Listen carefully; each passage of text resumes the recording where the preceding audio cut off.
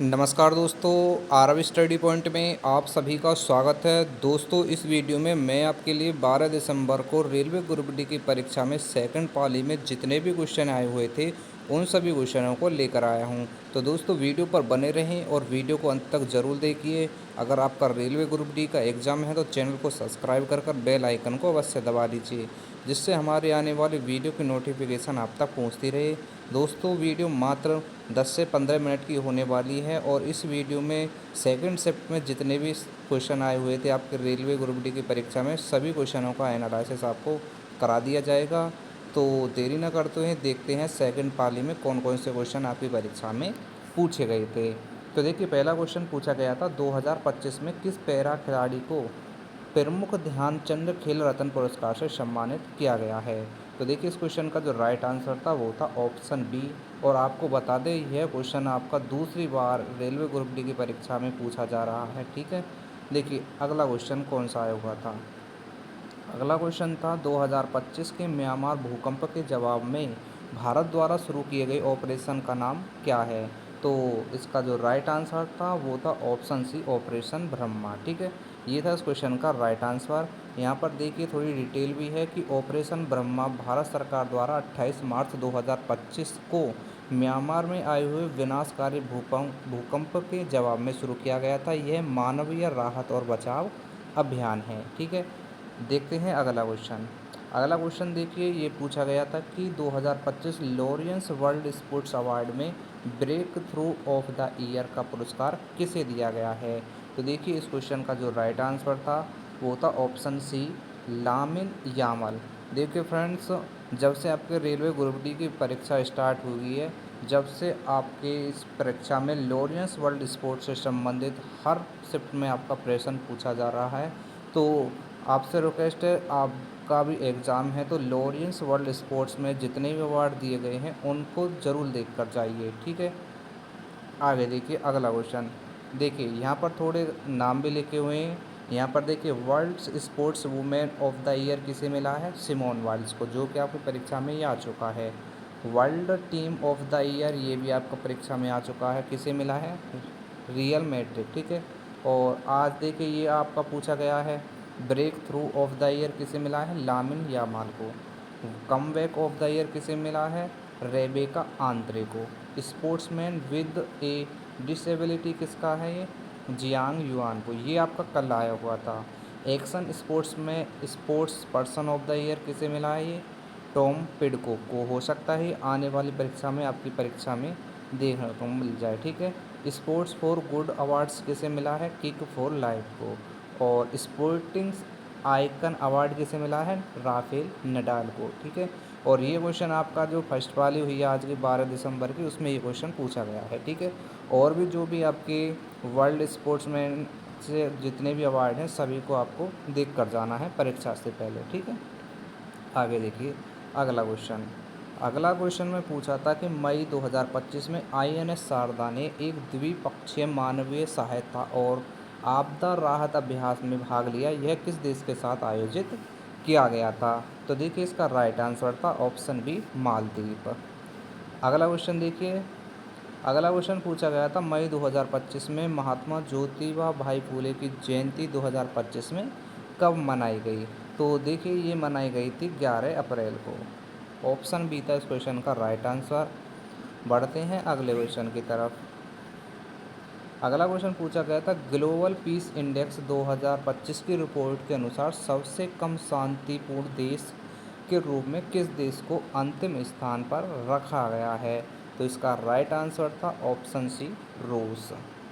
Next question देखिए। Transparency international द्वारा जारी 2024 के भ्रष्टाचार धारणा सूचकांक में भारत का स्कोर क्या रहा है।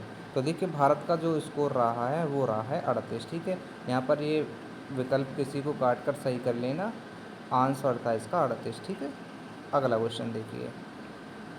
अगला क्वेश्चन था कि संभारिक क्या होता है। तो देखिए, यहाँ पर विकल्प तो हमें नहीं पता था, लेकिन इसके बारे में डिटेल देख लीजिए। ये क्वेश्चन आपकी परीक्षा में पूछा गया था।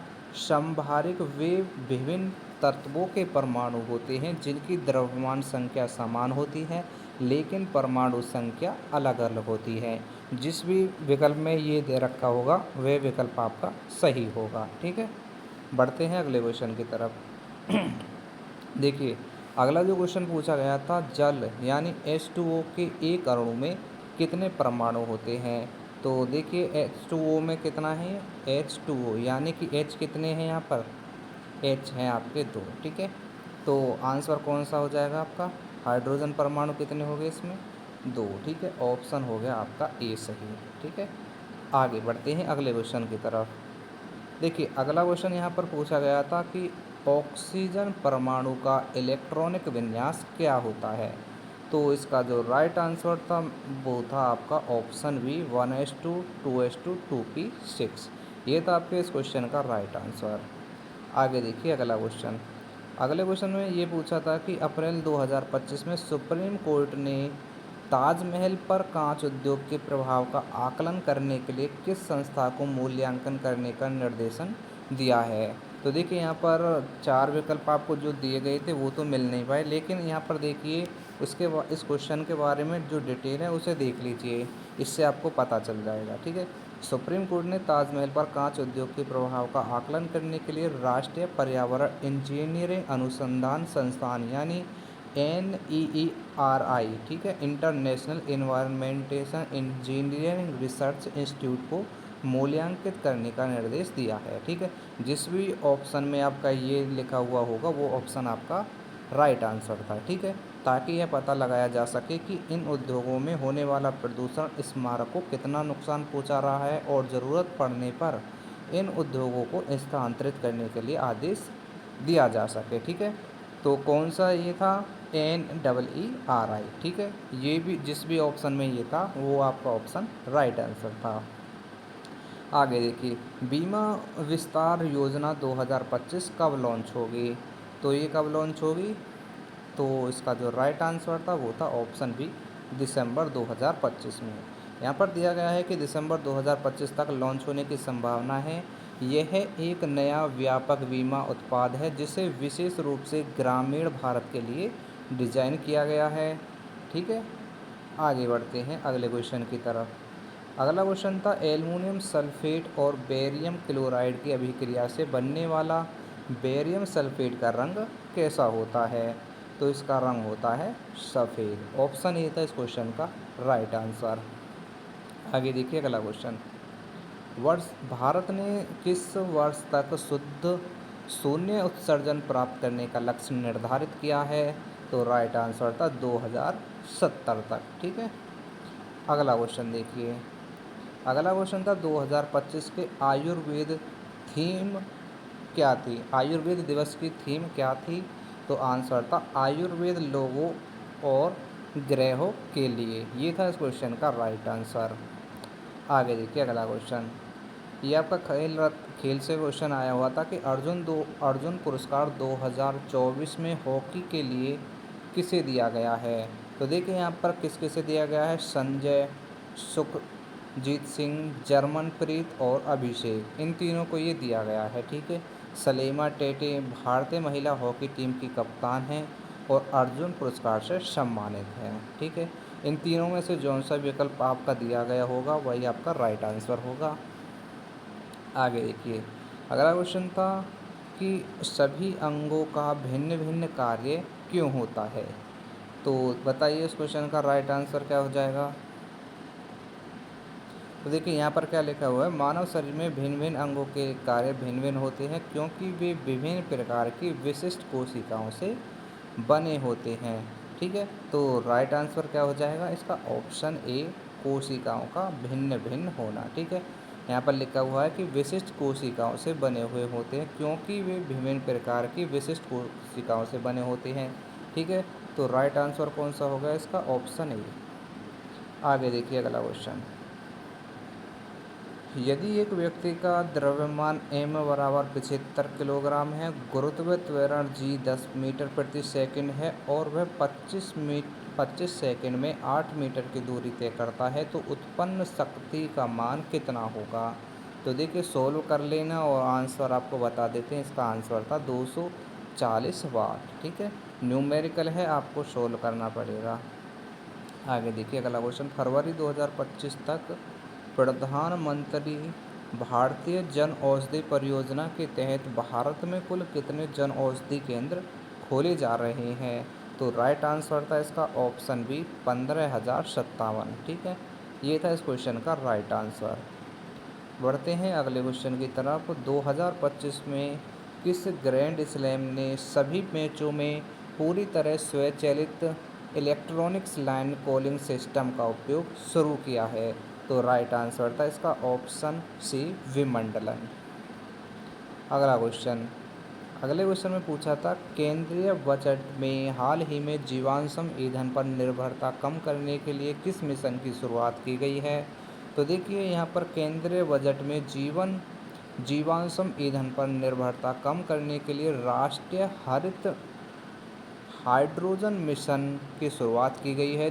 जो भी विकल्प आपका इसमें ये दे रखा होगा वही आपका राइट आंसर होगा। और आगे देख लीजिए, जिसका लक्ष्य भारत को हरित हाइड्रोजन के उत्पादन और निर्यात का वैश्विक केंद्र बनाना और 2023 तक जीवाश्म ईंधन के आयात में भारी कमी लाना है, जिसमें परमाणु ऊर्जा मिशन जैसे अन्य मिशन भी योगदान दे रहे हैं। ठीक है, आगे देखिए, आपकी ये अभिक्रिया दी गई थी CuSO4 + 5H2O = CuSO4 × 5H2O। यह किस प्रकार की अभिक्रिया है? तो ये आपकी संयोजन अभिक्रिया है। ऑप्शन ए था इस क्वेश्चन का राइट आंसर। अगला क्वेश्चन देखिए, अगला क्वेश्चन था जब प्रकाश किरण विरल माध्यम से सघन माध्यम में प्रवेश करती है तो क्या होता है? तो राइट आंसर था किरण साधारण की ओर मुड़ जाती है, यानी कि इस क्वेश्चन का राइट आंसर था ऑप्शन बी। अगला क्वेश्चन देखिए, कोशिका विभिन्न समूहों में समान कार्य करती है, यह किसकी ओर संकेत करता है? तो यह सेरम के कार्यात्मक विभाजन में सहायता करता है। ये था इस क्वेश्चन का राइट आंसर। आगे देखिए अगला क्वेश्चन, समान वेग और समय के ग्राफ में रेखा किसके समांतर होती है? तो इसका राइट आंसर था ऑप्शन ए समय अक्ष के समांतर। ठीक है, ऑप्शन ए था इस क्वेश्चन का राइट आंसर, समय अक्ष के समांतर। आगे देखिए अगला क्वेश्चन, एंजाइम किस ऑर्गेनल में पाए जाते हैं? तो ये पाए जाते हैं लाइसोसोम में। ऑप्शन ए इस क्वेश्चन का राइट आंसर था। आगे देखिए अगला क्वेश्चन, बाइनरी फिक्शन किस जीव में होता है? तो ये होता है आपका अमीबा में। ऑप्शन ए था इस क्वेश्चन का राइट आंसर। ठीक है, आगे देखिए अगला क्वेश्चन। तो देखिए फ्रेंड्स, ये ही आपके क्वेश्चन समाप्त हो जाते हैं। जितने भी क्वेश्चन आपके सेकंड पाली में रेलवे ग्रुप डी की परीक्षा में आए हुए थे, सभी क्वेश्चनों का हमने एनालिसिस आपको करा दिया है।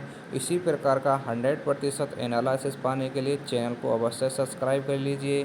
तो मिलते हैं फ्रेंड्स फिर थर्ड पाली के साथ में, और जाते जाते यही बोलेंगे कि चैनल को सब्सक्राइब कर लीजिए, बेल आइकन को अवश्य दबा कर रखिए, जिससे हमारी आने वाली वीडियो सबसे पहले आप तक पहुंच सके। तो मिलते हैं थर्ड पाली के रिव्यू के साथ में, जब तक के लिए जय हिंद जय भारत।